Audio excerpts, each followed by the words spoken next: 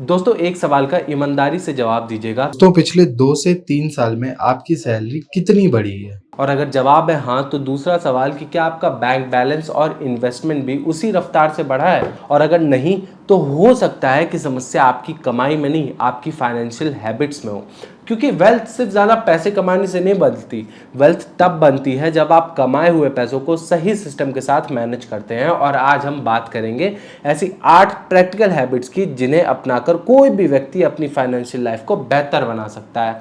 ये कोई complicated formula नहीं है, ये हैबिट है जो एक सिंपल एक्शन के साथ सबकी ज़िंदगी में आप सब शुरू कर सकते हो। लेकिन उससे पहले अगर चैनल पर नए हो तो चैनल को सब्सक्राइब ज़रूर करना।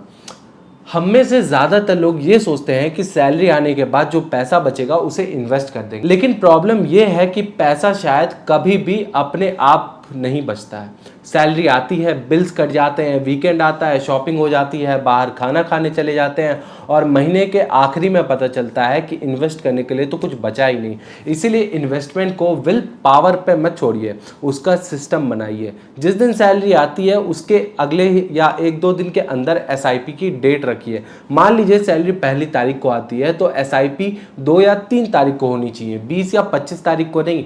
अमाउंट छोटा हो सकता है, आप 500 या 1000 रुपए से भी शुरुआत कर सकते हैं। यह अमाउंट से ज़्यादा ज़रूरी है ऑटोमेशन, क्योंकि जो पैसा शुरुआत में इन्वेस्ट हो गया उसे आप खर्चा करने की प्लानिंग ही नहीं करेंगे। यही है, पहले आपने फ्यूचर को पे किया फिर बाकी का खर्चा किया। हैबिट नंबर 2, इनकम नहीं सेविंग रेट ट्रैक कीजिए। सैलरी बढ़ना अच्छी बात है, लेकिन अगर सैलरी के साथ खर्चा उतनी तेजी से बढ़ जाए तो आपकी फाइनेंशियल पोजीशन नहीं बदलती है। पहले लोकल दुकानदार से सामान आता था, अब हर छोटी चीज़ इंस्टेंट डिलीवरी से आ रही है। पहले नॉर्मल फ़ोन ठीक था, अब हर 2 साल में फ़ोन अपग्रेड चाहिए। पहले छोटा घर ही पर्याप्त होता था, लेकिन अब ईएमआई पे लोगों को बड़ा घर लेने का शौक चढ़ गया है। इसे लाइफस्टाइल इन्फ्लेशन कहते हैं। मतलब इनकम तो बढ़ी है, लाइफस्टाइल भी बढ़ा है, लेकिन सेविंग वही की वही रह गई। और इससे बचने के लिए पिछले 3 महीने का बैंक बैलेंस स्टेटमेंट आप खोलिए। हर खर्चे को 3 कैटेगरीज में बांटिए: जरूरी खर्चा, यूजफुल खर्चा और बिना सोचे किया गया खर्चा। ऐसे सब्सक्रिप्शन, शॉपिंग, आउटिंग्स आइडेंटिफाई कीजिए जिनके बिना आपकी ज़िंदगी आसानी से चल सकती थी। फिर उस अमाउंट को अगले महीने से इन्वेस्टमेंट में शिफ्ट कर दीजिए। सिर्फ खर्च जान लेने से ही फाइनेंशियल बिहेवियर बदलना शुरू नहीं होता, जो मेजर होता है वही इंप्रूव होता है। हैबिट नंबर 3, बड़ी खरीदारी पर 72 आवर्स का रूल लगाइए। कई बार हम ज़रूरत की वजह से नहीं, इमोशन की वजह से खरीदारी कर लेते हैं। नए दोस्त ने नई कार खरीदी तो हमें भी कार चाहिए, किसी कलीग ने नया फ़ोन लिया तो हमें भी अपना फ़ोन पुराना लगने लगता है। सोशल मीडिया पर किसी की हॉलिडे फ़ोटोज़ देखी तो हम भी तुरंत ट्रिप प्लान करने लग जाते हैं। ये ज़रूरत नहीं, फोमो है। इसलिए जब भी कोई महंगी चीज़ खरीदने का मन करे तो तुरंत पेमेंट मत कीजिए, खुद को 72 घंटे दीजिए। 3 दिन के बाद वो चीज़ अगर आपको ज़रूरी लगे और बजट में फिट हो और खरीदने के बाद आपकी सेविंग डिस्टर्ब ना हो, तब उसको खरीदने की प्लानिंग बनाइए। लेकिन कई बार 3 दिन के अंदर खरीदने की इच्छा अपने आप खत्म हो जाएगी। ये छोटा सा पॉज आपको इम्पल्सिव स्पेंडिंग और अननेसेसरी ईएमआई से बचा सकता है। याद रखिए, हर चीज़ जिसे आप खरीद सकते हैं ज़रूरी नहीं कि आपको वो खरीदनी ही चाहिए। हैबिट नंबर 4, सिर्फ खर्च कम नहीं, इनकम बढ़ाने पे भी काम कीजिए। फाइनेंशियल प्लानिंग का मतलब सिर्फ चाय, कॉफ़ी, एंटरटेनमेंट करना नहीं है। आप खर्चों को एक लिमिट तक ही कर सकते हो, लेकिन इनकम बढ़ाने की पॉसिबिलिटीज ज़्यादा हो सकती हैं। इसलिए अपनी इनकम का कुछ हिस्सा खुद पर इन्वेस्ट कीजिए। नई स्किल सीखिए, सर्टिफिकेशंस कीजिए, कम्युनिकेशन को इम्प्रूव कीजिए, फ्रीलांसिंग सीखिए और अपने प्रोफेशन से जुड़ी नई टेक्नोलॉजी को समझिए। मान लीजिए कि आप हर महीने 2000 रुपये किसी यूजफुल कोर्स, बुक या स्किल पर खर्चा करते हैं और अगर उसकी वजह से आपकी इनकम अगले 1-2 साल में 5 से 10 हजार रुपये महीना बढ़ जाए तो उसका रिटर्न किसी सामान्य इन्वेस्टमेंट से कहीं ज़्यादा हो सकता है। लेकिन कोर्स खरीदना इन्वेस्टमेंट नहीं है, उसे पूरा प्रैक्टिस करना, स्किल मार्केट में यूज़ करना ही असली इन्वेस्टमेंट है। इसलिए हर महीने खुद से पूछिए, क्या मेरी अर्निंग एबिलिटी बढ़ी या नहीं। हैबिट नंबर 5, लॉन्ग टर्म सोचिए। बहुत से लोग इन्वेस्टमेंट तो शुरू कर देते हैं, लेकिन हर दिन पोर्टफोलियो चेक करते हैं।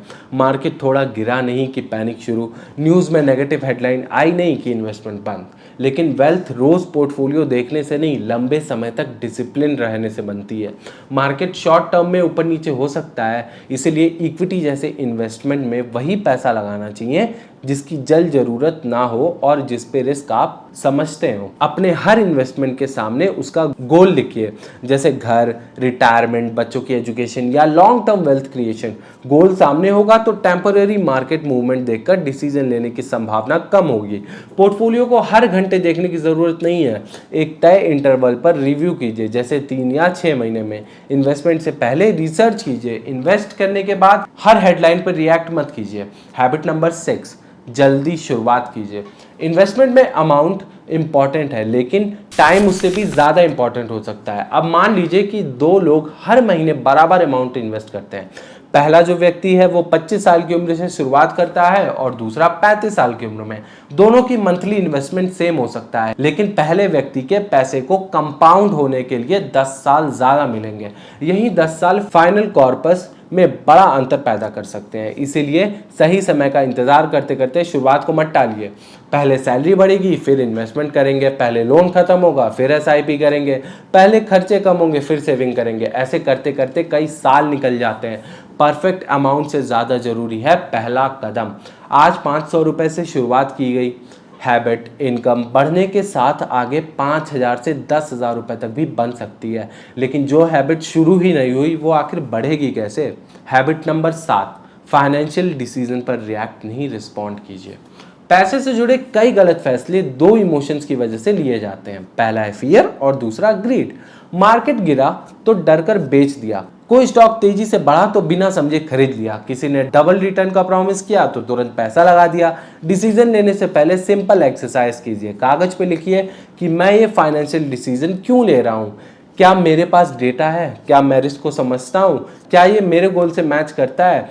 या मैं सिर्फ डर, एक्साइटमेंट या दूसरे किसी व्यक्ति के टिप पर चल रहा हूँ? अगर जवाब इमोशन है तो डिसीजन को कुछ समय के लिए रोक दीजिए। अगर जवाब लॉजिक, रिसर्च और फाइनेंशियल गोल है तभी आगे बढ़िए। पैसे के मामले में स्लो डिसीजन अक्सर इम्पल्सिव डिसीजन से बेहतर होता है। हैबिट नंबर 8, पैसों को लेकर अपनी सोच को बदलिए। ये आखिरी हैबिट है लेकिन शायद सबसे गहरी भी। कई लोगों ने बचपन में ऐसी बात सुनी होती है कि पैसा बहुत बुरी चीज है, अमीर लोग सेल्फिश होते हैं, इन्वेस्टमेंट जुआ है, लेकिन ऐसे लोग वेल्थ नहीं बना सकते।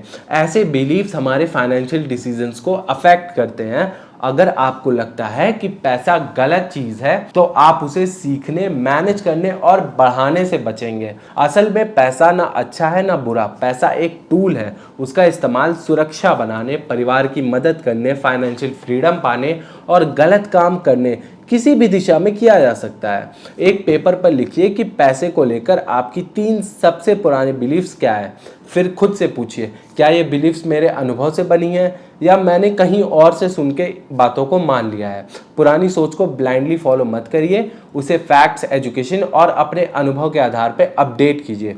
तो ये थी वेल्थ बनाने की 8 प्रैक्टिकल हैबिट्स। पहला, इन्वेस्टमेंट को ऑटोमेट कीजिए, सेविंग रेट को ट्रैक कीजिए, इम्पल्सिव खरीदारी से पहले पॉज लीजिए, अपनी अर्निंग एबिलिटी को बढ़ाइए, लॉन्ग टर्म सोचिए, जल्दी शुरुआत कीजिए, सही समय आने का इंतजार मत कीजिए, इमोशन नहीं लॉजिक के आधार पर डिसीजन लीजिए और पैसे के साथ हेल्थी रिलेशनशिप बनाइए। दोस्तों, इनमें से कोई भी हैबिट मुश्किल नहीं है, मुश्किल है उन्हें लगातार फॉलो करना। वेल्थ अचानक से नहीं बनती है, वो हर महीने लिए गए छोटे से सही डिसीजन का रिजल्ट होता है। आज इन 8 हैबिट में से सिर्फ एक चुनिए और उस पर एक्शन लीजिए। एसआईपी शुरू कीजिए, बैंक स्टेटमेंट चेक कीजिए और अपनी कोई अननेसेसरी सब्सक्रिप्शंस को बंद कीजिए, क्योंकि फाइनेंशियल लाइफ सिर्फ नॉलेज से नहीं बदलती है, एक्शन से बदलती है। ये कंटेंट केवल फाइनेंशियल एजुकेशन के लिए है। कोई भी इन्वेस्टमेंट करने से पहले उसकी जानकारी, रिस्क और अपनी फाइनेंशियल सिचुएशन जरूर समझे। और आप इन 8 हैबिट्स में से सबसे पहले कौन सी हैबिट शुरू करेंगे, कमेंट करके जरूर बताइएगा। वीडियो अच्छी लगी हो तो वीडियो को लाइक कर दीजिएगा,